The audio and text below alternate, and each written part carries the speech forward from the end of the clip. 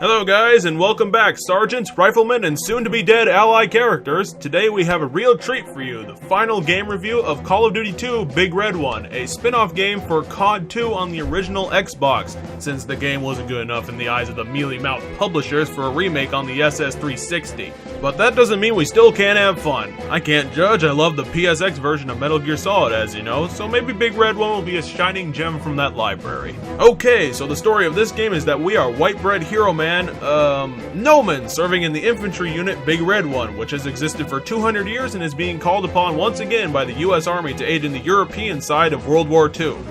You know, thinking about it, we haven't had a COD game yet that ever concerned itself with the Asian side of World War II. I like D-Day as much as the next guy, but there's definitely some missed opportunity for a gameplay change there. Anyway, the Big Red One is inserted into missions across North Africa to help fight off Rommel's Africa Corps, and then to Sicily to begin this destabilization of Mussolini's Italy before moving on to the D-Day invasion to begin the charge through Belgium before breaking the Siegfried Line. So basically, if you ever wanted to play a Call of Duty game with only the American faction, well, here's your opportunity. Of course, the gameplay hasn't changed much as always, since COD is pretty much perfected point-and-click killing at this point, but it has removed the smoke grenades and sprinting this time around, along with the return of the resource-based health system, which is weird since the game preceding it had started the regenerating concept. Maybe Activision thought they'd take another crack at the old system before sliding it off completely. I don't know. Another change is that somehow Treyarch managed to take the stupid enemy AI from COD 2 and somehow made it even stupider because there's two types of enemies that you'll run into in this game throughout. One, enemies that actually woke up this morning, had a bowl of Cheerios, and did their stretches so that they are aware enough to shoot you accurately before dying in 2 shots. And then there's number 2, enemies that basically fell out of bed onto their backs, took a warm shower, and then took a nap next to their cereal before going to work and rubbing the sleep out of their eyes the whole time, which means these enemies will stand there for 12 seconds to allow you easy shots while their spaced out brains try to figure out how a gun works.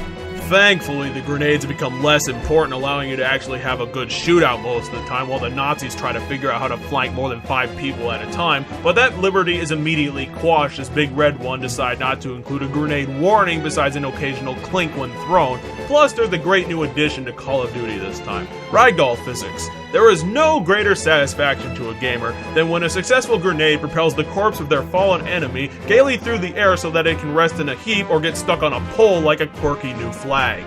Sure, the game has its issues. The character for Finest Hour, Chuck Walker, who was established as a Big Red One member, didn't return, which is weird since the franchise created continuity with Captain Price for no reason. The story is tonally off, with the cutscenes playing pomp and circumstance when describing World War II battles, and then coming down to gameplay where it's gritty, difficult, and realistic, so it feels like we're playing through the representation of an argument between a history teacher and a World War II veteran, and the most galling of all, the dragon's teeth.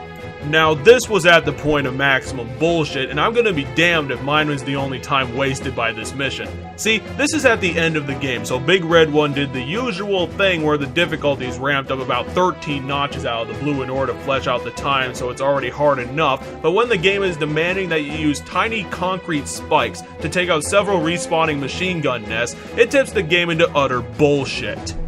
It only gets worse when a failed effort at the first machine gun nest leaves you without 2/3 of your health bar going to the rest of the Nazis waiting for you and health pickups at the end of the line. It's a grueling mission where you're constantly pinned down by 2 machine gun nests and about 6 stationary Nazis on the ground all gunning for your ass simultaneously, leading to a drawn-out slog where you're able to progress about 2 centimeters a minute.